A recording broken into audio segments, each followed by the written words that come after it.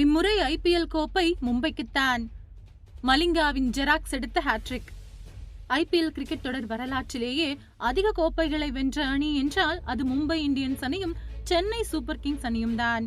மும்பை அணியின் வெற்றிக்கு முக்கிய காரணமாக இருந்தவர் மலிங்கா. பும்ரா போன்ற வீரர்களால் தான் அந்த அணியின் பேட்டிங்கும் பந்து வீச்சும் பலமாக இருக்கும். இந்த நிலையில் பும்ரா தொடர்ந்து மும்பை இந்தியன்ஸ் அணிக்காக விளையாடி வரும் நிலையில் மலிங்கா ஓய்வு பெற்றார். இதனால் மலிங்கா இல்லாத நிலையில் மும்பை அணி கடுமையாக தடுமாறியது. பும்ராவிற்கு துணை புரிய எந்த வீரமும் இல்லாததால் மும்பை அணி கடந்த 3 ஆண்டுகளில் ஃபைனலுக்கு செல்ல முடியாத நிலை ஏற்பட்டது.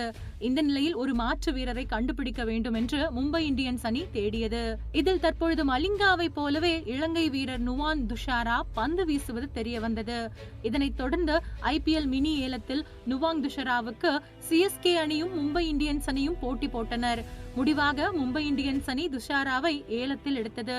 தற்பொழுது ஐபிஎல் தொடர் இன்னும் 2 வாரத்தில் தொடங்க உள்ள நிலையில் வங்கதேசத்திற்கு எதிரான T20 போட்டியில் இலங்கை அணி பங்கேற்றது. இதில் துஷாரா பந்து வீசிய போது ஹாட்ரிக் சாதனையை நிகழ்த்தினார். அப்படியே மலிங்காவை போல் பந்து வீசி யாக்கர்களை அடுத்தடுத்து வீசினார். இதனை எதிர்கொள்ள முடியாமல் வங்கதேச அணி வீரர்கள் அடுத்தடுத்து ஆட்டமிழந்தனர். 4 ஓவர் வீசிய துஷாரா 20 ரன்கள் மட்டுமே விட்டுக் கொடுத்து 5 விக்கெட்டுகளை கைப்பற்றினார்.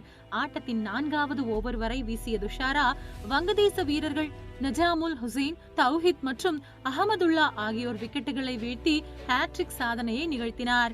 இவருடைய பந்து வீச்சை பார்த்த மும்பை இந்தியன்ஸ் ரசிகர்கள் மகிழ்ச்சியில் உள்ளனர். இதனால் வரும் ஐபிஎல் தொடரில் மும்பை இந்தியன்ஸ் அணி பலம் வாய்ந்த அணியாக திகழும். இம்முறை பும்ராவும் துஷாராவும் இணைந்து பந்து வீசுவதன் மூலம் மும்பை இந்தியன்ஸ் அணி கோப்பையை வெல்லும் என்று ரசிகர்கள் நம்பிக்கை தெரிவித்துள்ளனர். ராயுடு இடத்திற்கு நான் வரவா? 37 பந்துகளில் அரை சதம் விளாசிய சர்துல் தாக்கூர். ஐபிஎல் கிரிக்கெட் தொடர் வரும் மார்ச் 22ஆம் தேதி தொடங்கும் நிலையில் சென்னை சூப்பர் கிங்ஸ் அணியில் சில பல பிரச்சனைகள் ஏற்பட்டிருக்கின்றது. ஏற்கனவே தொடக்க வீரர் கான்வே காயம் காரணமாக இந்த தொடரிலிருந்து விலகிய நிலையில் அவருக்கு பதிலாக யார் பங்கேற்க போகிறார்கள் என்று கேள்வி எழுந்துள்ளது.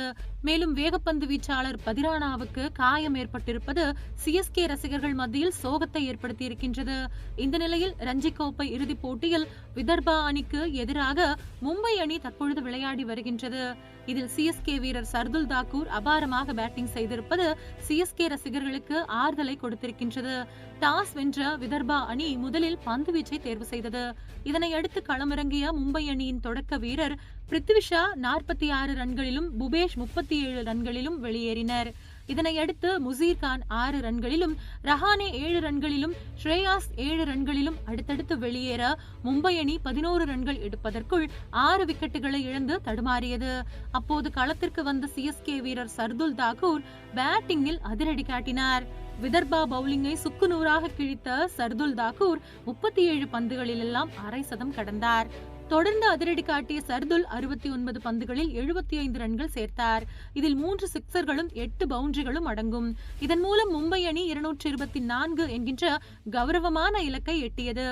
ஏற்கனவே தமிழ்நாடு அணிக்கு எதிரான அரையிறுதி ஆட்டத்தில் சர்துல் தாக்கூர் இதேபோல அணி தடுமாறிய போது சதம் அடித்து காப்பாற்றினார். இந்த நிலையில் மீண்டும் அவர் அதிரடி ஆட்டத்தை வெளிப்படுத்தி இருப்பது சிஎஸ்கே ரசிகர்களுக்கு மகிழ்ச்சியை ஏற்படுத்தியிருக்கின்றது. இதனால் சர்துல் தாக்கூர் தொடக்க வீரர் அல்லது நடுவரிசையில் கூட களமிறங்கலாம் என்று சிஎஸ்கே ரசிகர்கள் கொண்டாடி வருகின்றனர்.